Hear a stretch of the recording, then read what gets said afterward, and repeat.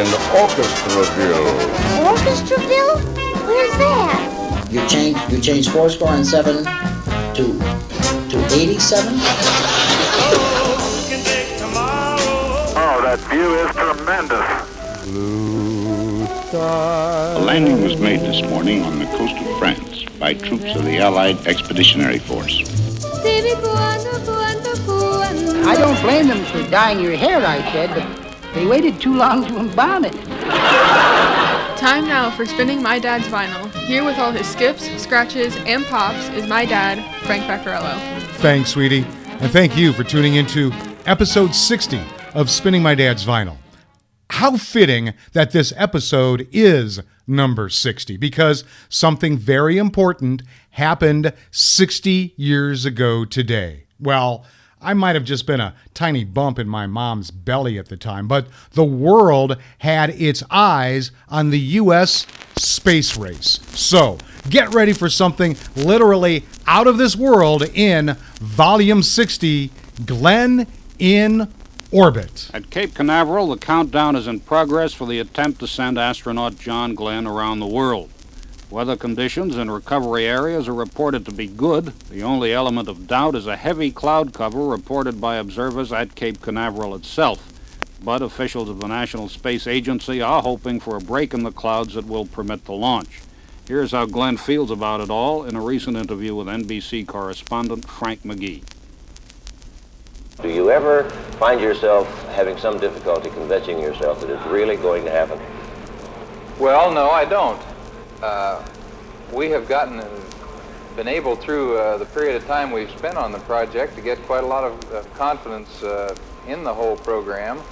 It's been a constant confidence-building program, really, in the equipment, in the people we work with, in our own abilities to conduct the mission. I think all three of these fields really are important to each one of us that are involved in Mercury. Of course, you were excited about it when you first got in it. Are you still as excited about it as you were? Even more so. Really? Right. It doesn't lose its luster or lose its taste? No, it's by far the most fascinating program I've ever taken part in. When you think of it, what do you think is the major accomplishment that this might bring out? Well, I look at it myself as the beginning, really, of an exploration. And we don't know. That's the reason we're exploring. You don't know what you'll run into on an exploration. I think it's an exploration into what the human body will run into in space, as to what the extent we can travel in space. It's also an exploration in the straight geographical sense. Explorations are conducted really to see what you will run into. If we knew in advance, there wouldn't be any point in making the exploration. You're going to be terribly busy on this flight. You're not going to have time for a lot of sightseeing, but are you holding on to some hope that you might have time to look about you up there? Well, we will, and in fact, on the missions, we will plan periods when we will do nothing but observe outside to see what we can see, what the sky looks like, what the stars look like. Do they still twinkle, or are they a steady light when you get outside the atmosphere? There are quite a long list of things that we plan to observe outside the capsule as well as inside. Right now, John Glenn is just about sealed into the capsule, so let's go over live to NBC's Herb Kaplow at pad 14. Sitting in Friendship 7 capsule, some 65 feet atop the Atlas booster 109D. Still a question this morning as to whether the launch will be able to take place. Clouds are hovering over Cape Canaveral. Weather people in Mercury Control watching carefully to see whether they will blow away at an appropriate time for a launch and an attempt for orbits. Merrill, I just noticed here we're at 63 minutes and counting, but word has just come in. We expect to hold at T-minus 60 minutes due to a broken bolt in the hatch. The permacord and the installation around the hatch where it's being installed has now been removed from the spacecraft Friendship 7, and technicians will have to hold at T-minus 60 minutes here in order to repair this bolt. Colonel Powers at Spacecraft Control. Holding. We have encountered difficulty with the liquid oxygen loading valve out in the launch pad area. We're at T-minus 22 minutes and holding. We estimate at this time an additional 10 to 15 minutes in the hold. This is Mercury Control. Now here's Colonel Powers at Spacecraft Control. Has just resumed. We are at T-minus 22 minutes and counting. The MA6 launch countdown is proceeding. We are at T-minus 22 minutes and counting. This is Mercury Control. MA6 launch countdown is at T-minus 6 minutes and 30. T-minus 6 minutes and 30 seconds. We have encountered an electrical power failure in connection with our computers in Bermuda. The power has been restored. We estimate it will take us about 5 minutes to get the computer back into condition to support the mission. This is Mercury Control. The MA6 launch countdown is at T-minus 5 minutes and counting. T-minus 5 minutes and counting. Mercury Control. That's the go decision. There's one more to come. T-minus 4 minutes. The Atlas and the spacecraft are now on internal power. The inverter switches are now operating the spacecraft. We are in the last stages of fueling. In a few moments, the vents on the top of the rocket will be closed and the entire vehicle will be sealed at that point for its space flight. All the activity leading up to launch, or as I'm going to call it, countdown to the countdown. It was interesting to hear them talk about computers and the problems they were already having, and how does a door bolt or on something that important just break? Also, the voices you will hear on this recording belong to Lieutenant Colonel John Glenn, Lieutenant Colonel John Powers in the Mercury Control Tower, and President John F. Kennedy. Okay, why this album for this episode?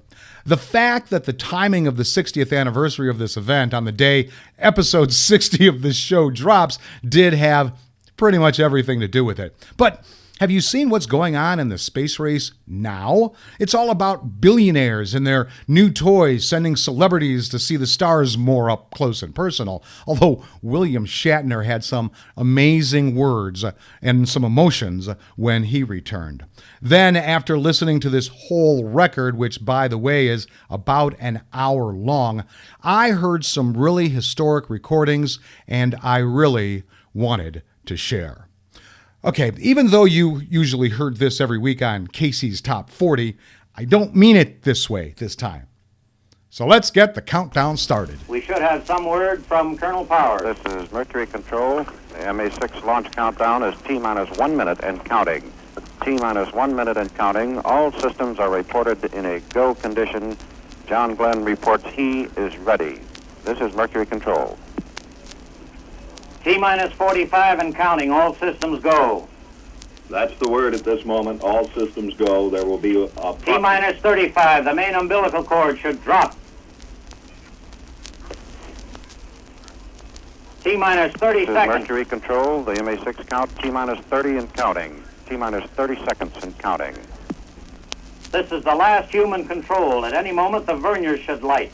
General Dynamics' Tom O'Malley starts these damping motors. The Mercury spacecraft umbilical is out. We're at T-minus 19 seconds.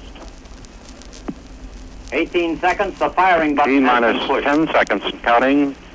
8, 7, 6, 5, 4, 3, 2, There is the ignition of the verniers. 0. Ignition. Liftoff. Liftoff. The MA6 vehicle has lifted off. The MA6 vehicle has lifted off.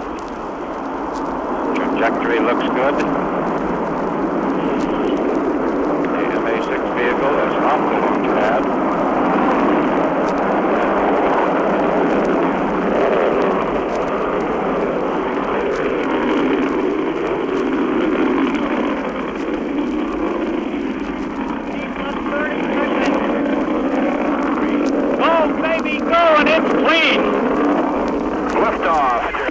Is operating. We're underway. Roger, reading you loud and clear. Roger, we're programming and roll okay. Altitude, little better than 3,000 feet. Speed a little over 200 miles an hour. A little bumpy along about here. Roger. Altitude, about 25,000 feet. Speed better than 700. He's approaching the speed of sound and maximum Q, the greatest strain the rocket can endure. 1 minute. Altitude, 40,000 feet. Speed over 1,200 miles an hour. Vibration here in the rocket is dampened out by those vernier engines, the little side fellows that wiggle and waggle. We're smoothing out some now, getting out of the vibration area. Roger, you're through max Q. Flight path is very good. Pitch 4-3. Getting out real fine. Cabin pressure coming down, 5-7. Okay, flight very smooth now. Altitude now, 75,000 feet. Speed about 2,500. He's leaving the atmosphere and entering space. It looks clean. The Amps 2-5. Cabin pressure holding at 5-8. Oh, Roger, reading you loud and clear, 7. Cape is go. We're standing by for you. Roger, Cape is go and I am go. Our capsule is in good shape. altitude 40 miles. Speed 5,000 miles an hour. The two booster engines are due to cut at any moment. Roger, 0G, and I feel fine. Capsule is turning around. Oh, that view is tremendous. And the vast majority of us will never experience that. But even 60 years later, knowing how it ends, it was still exciting to hear that launch. All right, let's learn about the record that I picked for this episode. It doesn't have an artist. It was just a recording of the broadcasting. Go! Colonel Glenn in Orbit. It's on the Crown Publishers Incorporated label, number OBC 101. It's a vinyl LP format, was released in 1962. Its genre is non-music. Its style is interview and education. Now, there is no cardboard cover for this album. It came in just the paper sleeve, and it goes on to say, an historic document in the sound of the first American orbit, 3 times around the world, February 20th, 1962. You hear Lieutenant Colonel John H. Glenn Jr. in the Friendship 7 space capsule, Lieutenant Colonel John A. Powers in the Mercury Control Tower, other astronauts and correspondents stationed at observation posts throughout the world, and also President Kennedy's telephone conversation with Lieutenant Colonel Glenn and Lieutenant Colonel Glenn's address to Congress. Let's check out what Discogs.com valued this album at. Lowest at $1, highest at $10, and a median at $2.52. It was last sold on Discogs.com on October 16th, 2020. Found a copy on eBay for $6. Amazon had one for $7, and the cover was in worse condition than my dad's. Speaking of my dad's record, the album itself is in good condition. It doesn't sound or look like my dad played this very much. I'm sure it was just a collector's item for him, although I did notice the beginning of both sides had a little bit more hiss than the end of each side. Now, the paper sleeve is in poor condition. It's all that has ever protected it. All 3 closed edges all have slits from the wear. In fact, you can, if you're watching the video, you can see that the album is poking through the bottom. Looks like some tape got stuck to the back, and it has one of my dad's address labels on the front. But since I think this is a collector's item, I'll value my dad's copy at $1. Okay. Now, let's get back to the Friendship 7 as it floats above the Earth. He's on his space path now, his launch path toward orbit. The pitch angle is being adjusted now for that keyhole in the sky for orbit. This is Mercury Control. All indications here are that we will be able to confirm orbit within a matter of a couple of minutes. Confirming orbit means confirming an exact orbit. John can't miss an orbit now where he is. The only thing that can stop it is that it is either perfect or they're going to fire the retros and bring him down. But it sounds like it's perfect. He's right where he should be, right on the clock. This is Mercury Control. John Glenn in the Friendship 7 spacecraft is traveling at a velocity of 17,545 miles an hour and is in an orbit ranging from 100 miles at the perigee or low point to an altitude of 160 miles at its apogee or high point. The world waited and watched and prayed while Glenn began his first true orbital flight. Each orbit would be considered as a separate segment, although space agency officials had made no secret of their hope that Glenn would be able to orbit the Earth the full 3 times. The first orbit would test Glenn's ability to function under the condition of weightlessness. It would also disclose any bugs in the operation of the spacecraft and test out the complex control system around the Earth. Here's how the actual first orbit went. Everything is go. John Glenn is in orbit, about 100 to 110 miles in space. By now, he must be higher. He's over the western African coast. This is Mercury Control. While you were listening to the tape of John Glenn's communications with the Capcom, Alan Shepard here in the control center, the Friendship 7 spacecraft has passed on its orbital track, has now passed over the Canaries, and is about to establish contact with our tracking station at Kano in Africa. As it passed in the vicinity of the Canaries, John Glenn reported, "I am very comfortable. All systems are okay." He reported that the horizon was a brilliant blue and that he had the Canaries in sight out through his window. He also said he had a beautiful view of the African coast and that part of the Canaries were obscured by clouds. The flight appears at this time to be proceeding as planned. The Friendship 7 is in orbit, passing in the vicinity of Kano, Africa at this time. This is Mercury Control. Understand your Pleiades in sight. Have you sighted Orion yet, over? Negative. Do not have Orion in sight yet. Roger. Within a few seconds you should have Orion and Canopus and Sirius probably in sight very shortly thereafter, and the moon will be off to your right, over. Roger. You have time to send us a blood pressure reading, over. Roger.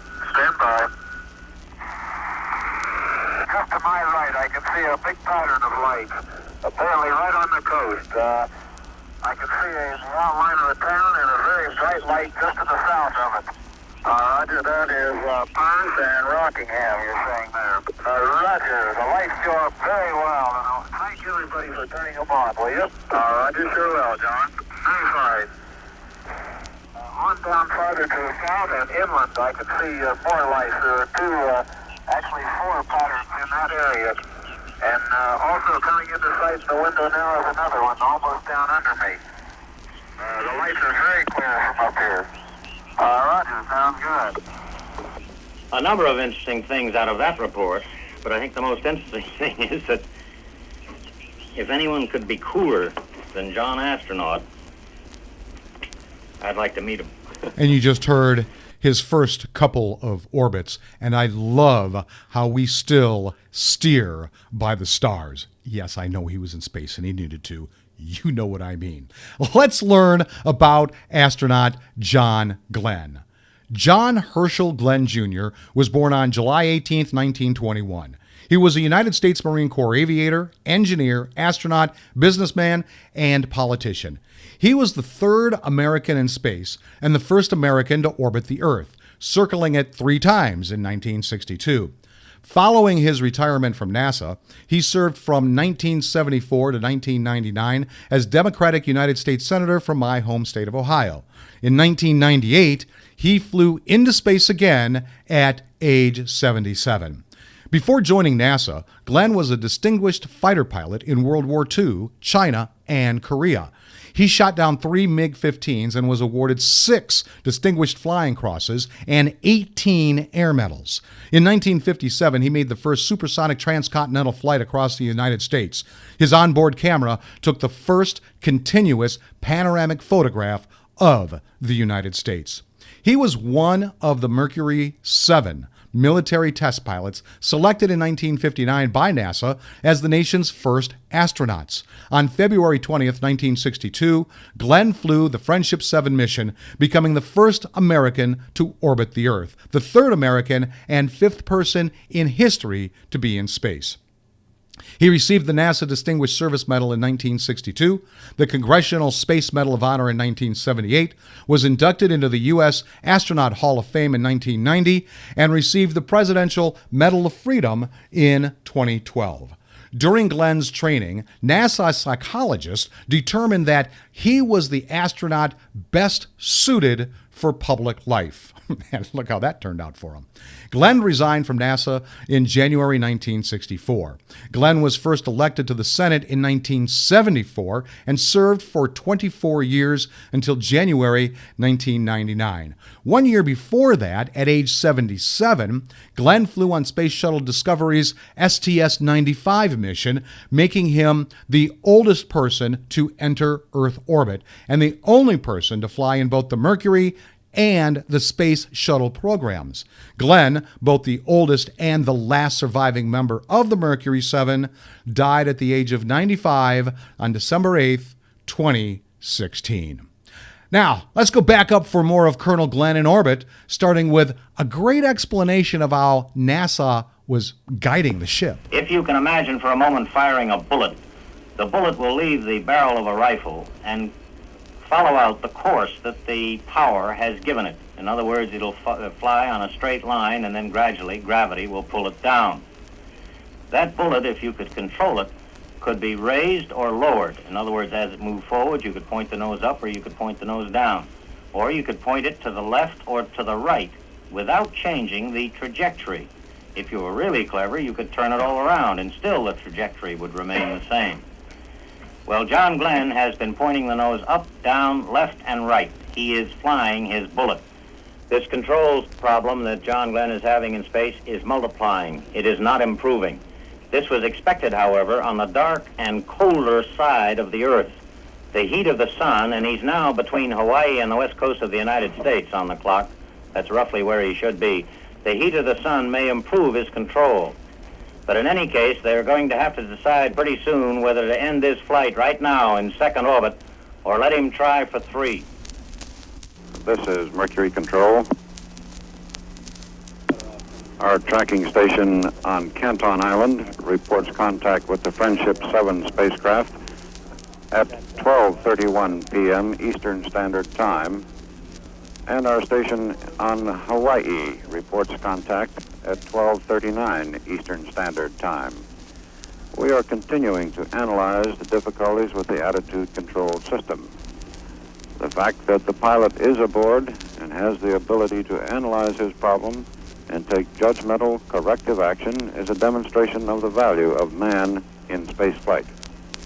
We will continue to analyze the progress of the flight and make our decisions timely enough to make sure that we fire the mission as best as possible.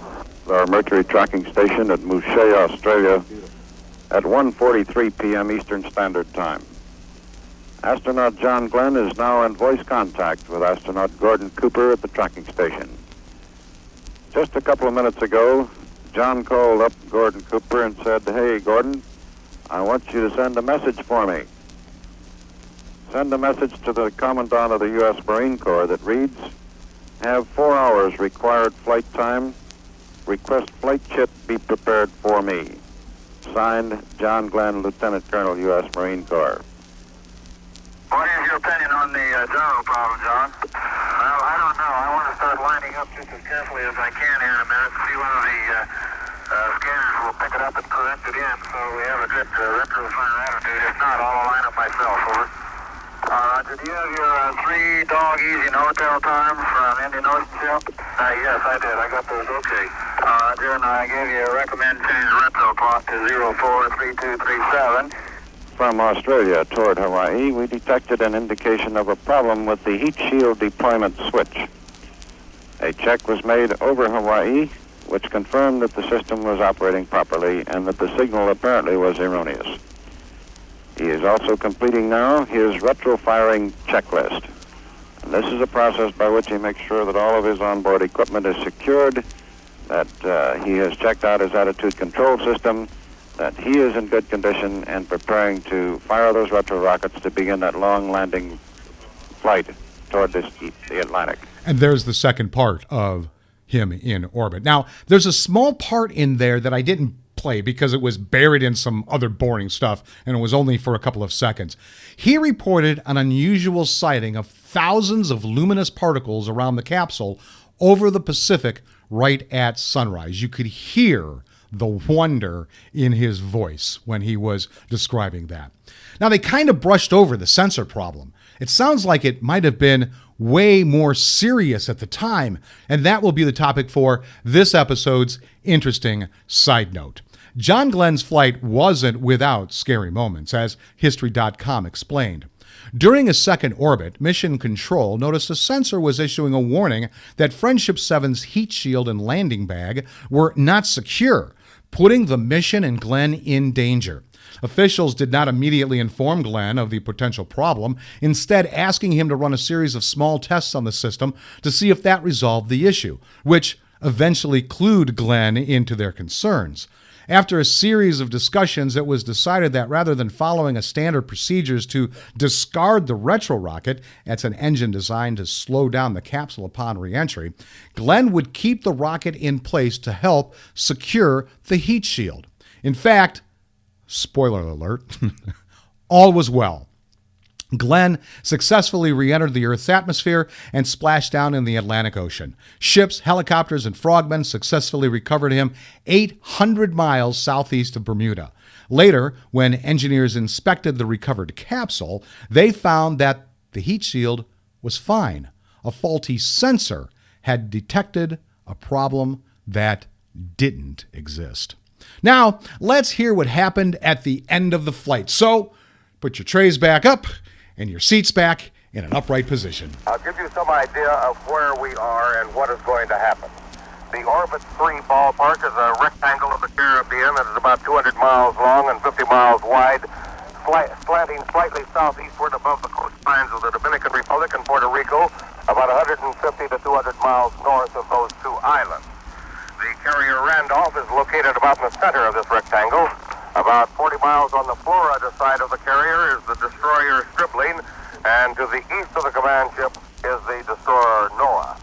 When Colonel Glenn's capsule splashes in, all three of these ships will race to be first on the spot. The basic plan calls for one of the destroyers to pick up the capsule after the astronaut leaves it and is picked up by helicopter. We'll start the firing sequence on a corrected clock, the firing sequence of the retro rockets, which must slow down the space capsule so that gravity grabs it and pulls it back into your landing area 1,000 miles southeast of us here at Cape Canaveral. And the first retro rocket should have been fired 10 seconds apart.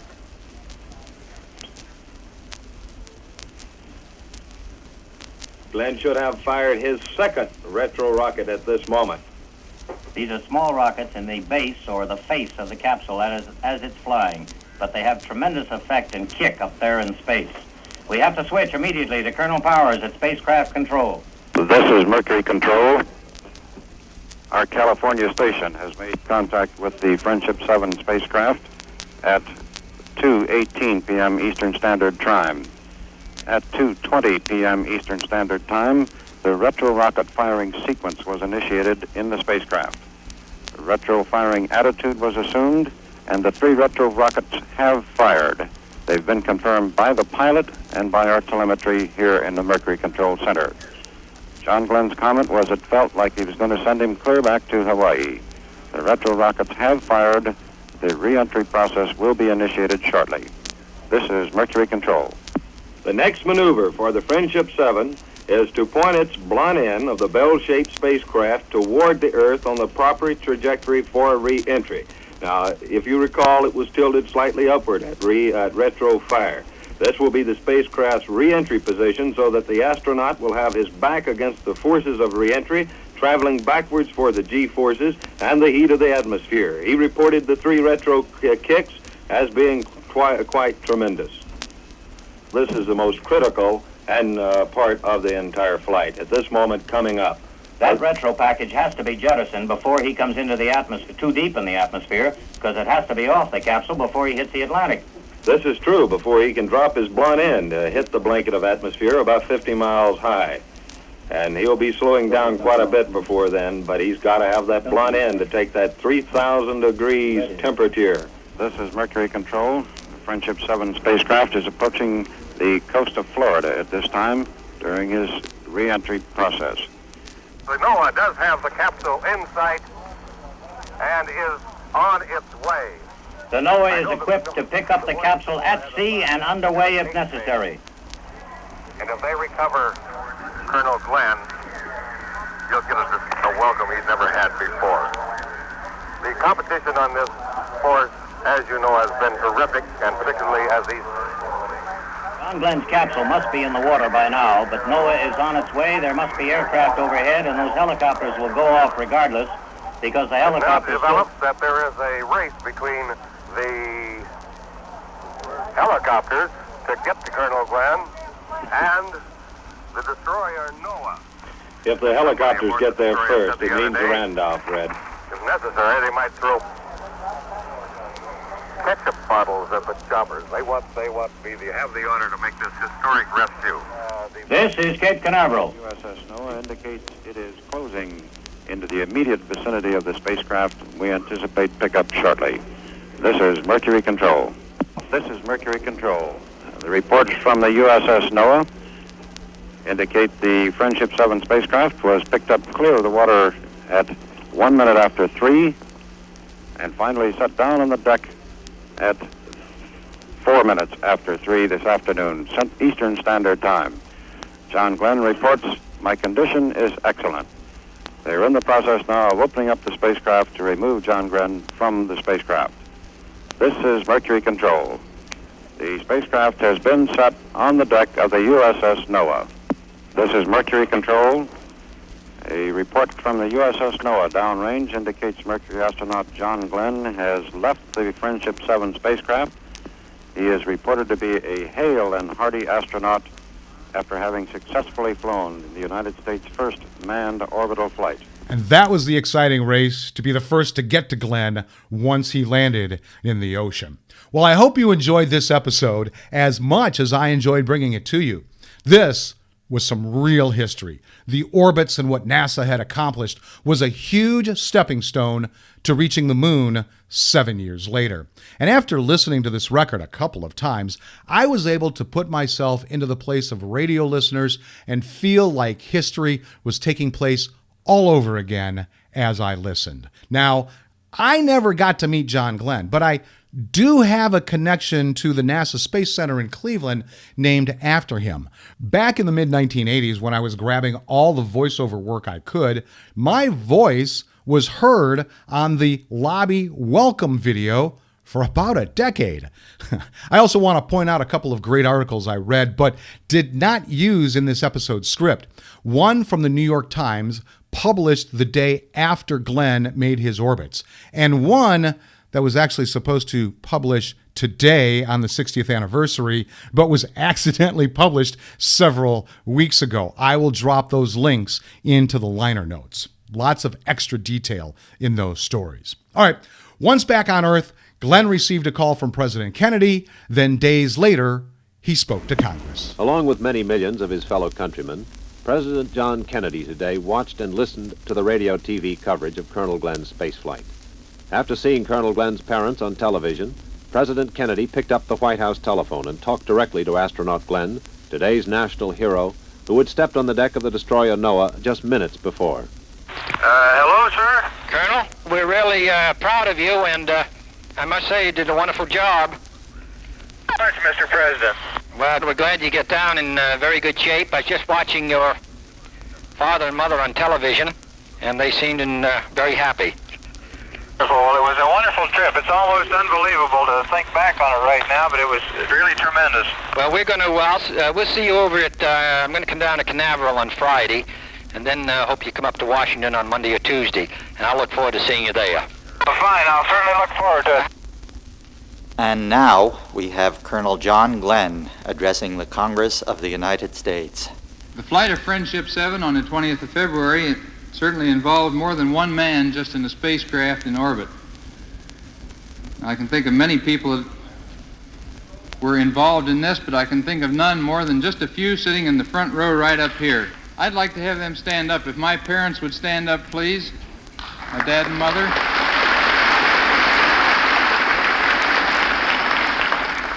My wife's mother is there. I don't believe Dr. Castor is there right now, but Mrs. Castor.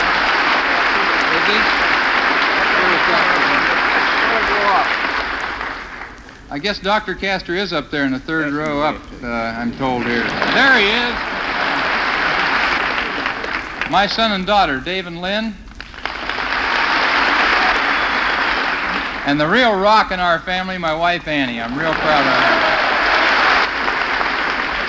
her. There are many more people, of course, involved in our flight in Friendship 7. Many more things involved, too, as well as the people. There was the vision, of course, of Congress that established this national program of space exploration. Beyond that, many thousands of people were involved. Civilian contractors and subcontractors in many different fields, many elements, civilian, civil service, and military, all blending their efforts toward a common goal. To even attempt to give proper credit to all the individuals on this team effort would be impossible. But let me say that I have never seen a more sincere, dedicated, and hard-working group of people in my life. Beyond that, we look forward at the moment to Project Gemini, a two-man orbital vehicle with greatly increased capability for advanced experiments. There will be additional rendezvous experiments in space, technical and scientific observations, then Apollo orbital, circumlunar, and finally lunar landing flights. What did we learn from Friendship 7 flight that will help us attain these objectives? Some specific items have already been covered briefly in the news reports. And I think it is of more than passing interest to all of us that information attained from these flights is readily available to all nations of the world. The launch itself was conducted openly and with the news media representatives from around the world in attendance. Complete information on our project is released as it is evaluated and validated. This is certainly in sharp contrast with similar programs conducted elsewhere in the world and elevates the peaceful intent of our program.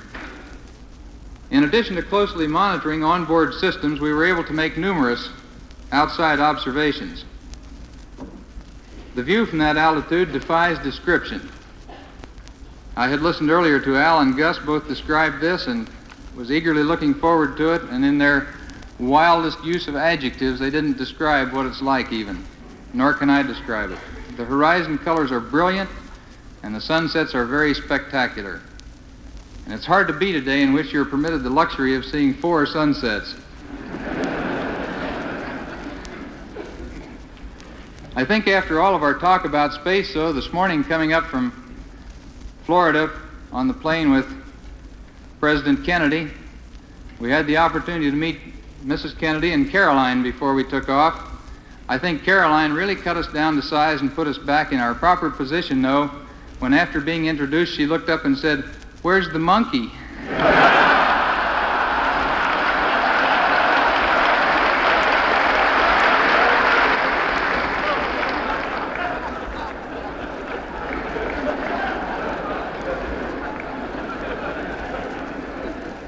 All this, and I didn't get a banana pellet on the whole ride.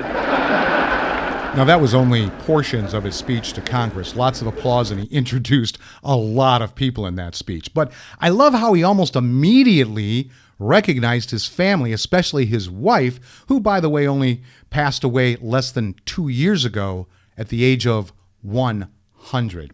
And there you have selections from the radio broadcast of a historical day. So thanks for tuning into Volume 60, Glenn in Orbit, However You Did. If you want more information about this show, head over to spinningmydadsvinyl.com. I'll be back next week with all my skips, scratches, and pops for a 78 RPM Sunday with Volume 61, Frankie's Girlfriends. Until then, go with the flow, my friends.